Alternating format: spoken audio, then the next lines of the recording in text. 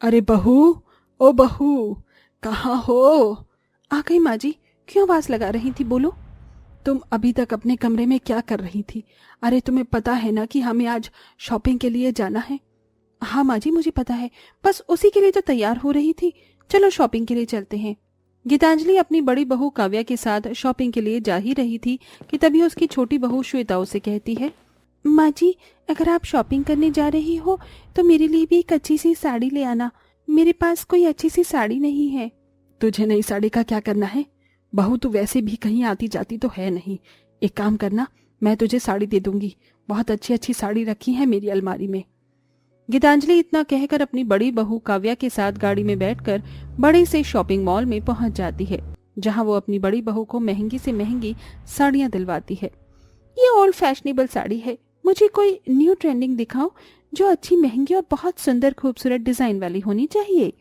जी madam, अभी लेकर आता हूँ आपके लिए सबसे बेहतरीन, सुंदर और महंगी साड़ी, बिल्कुल आपके जैसे अमीरों के लिए ही बनी है। सेल्स मैनेजर एक बहुत सुंदर और महंगी साड़ी लेकर आता है।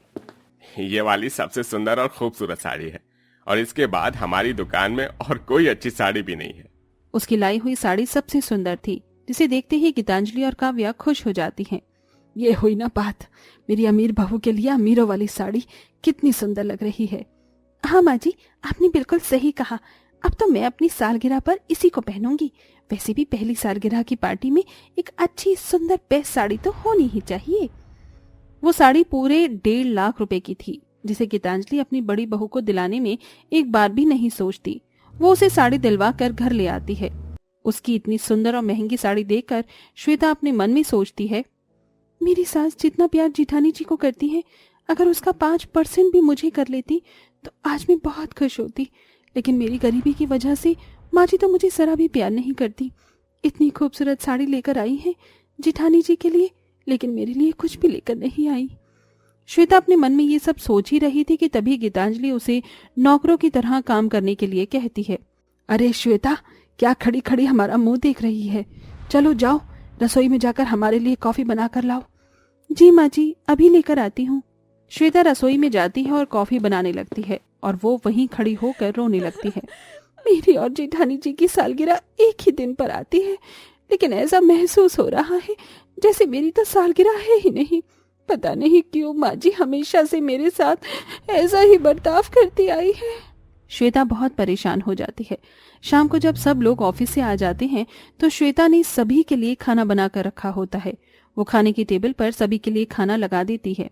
गीतांजलि बहुत खुश होकर सभी से कहती है, कुछ दिनों में बड़ी बहू की सालगिरह आ रही है। मैंने बहुत बड़ी पार्टी रखी है और सारे अरेंजमेंट भी होने वाले हैं।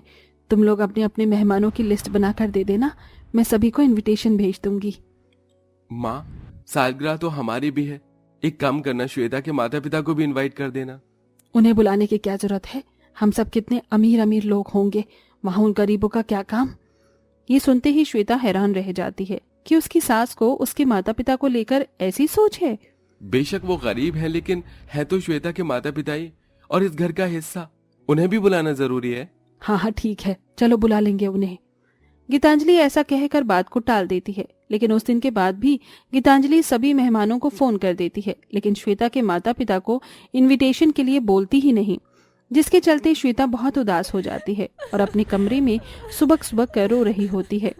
माँ जी ने जिठानी जी के लिए इतनी सारी तैयारियां की है, उनके लिए पार्टी ऑर्गेनाइज की है, यहाँ तक कि इतने सारे मेहमानों को भी बुलाया है और साथ में जेठानी जी के घर वालों को भी, लेकिन माँ जी ने मेरे घर वालों को तो बुलाया ही नहीं। क्या मेरी सालगिरह नहीं है? या मेरे माँ बाप गरीब हैं तो क्या उनकी कोई इज्जत नहीं है? श्वेता इस तरह रो रो कर अपने आप से कह रही थी कि तभी उसका पति ऋतिक उसके कमरे में आकर ये सब सुन लेता है। अरे ये क्या, तुम परेशान क्यों हो रही हो?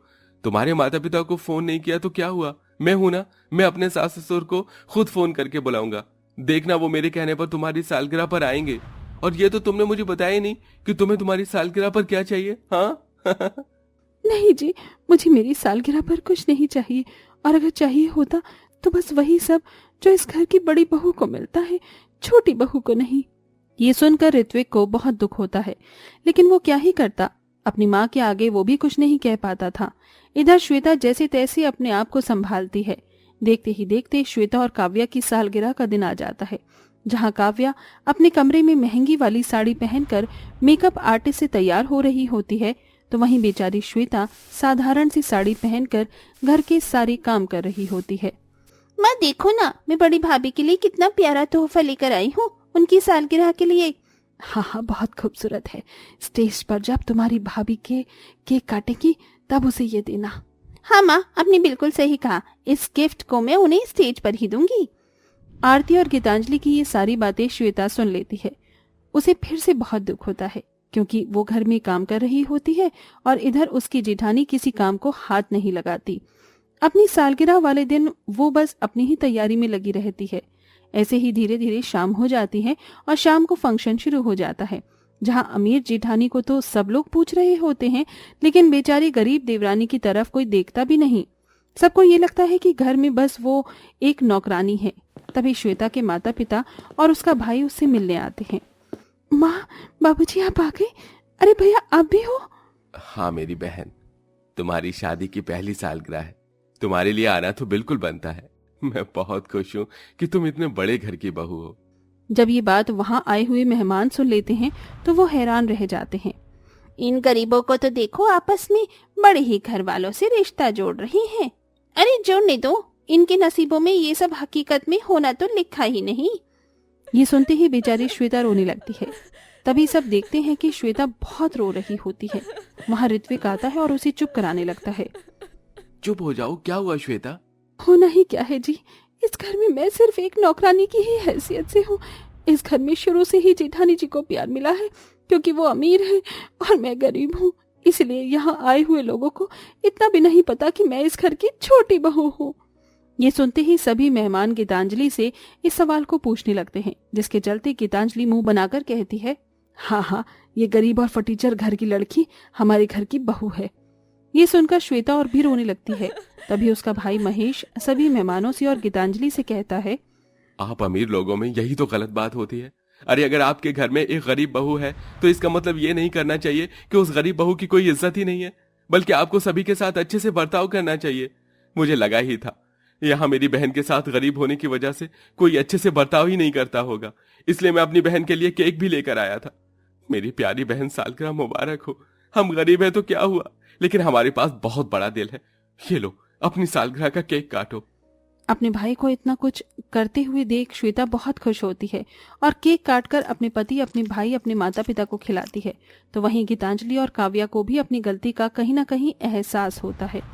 माँ जी, देवरानी जी के साथ शुरू से अभी तक ऐसा ही होता आया है। इस बात पर मैंने भी ध्यान नहीं दिया।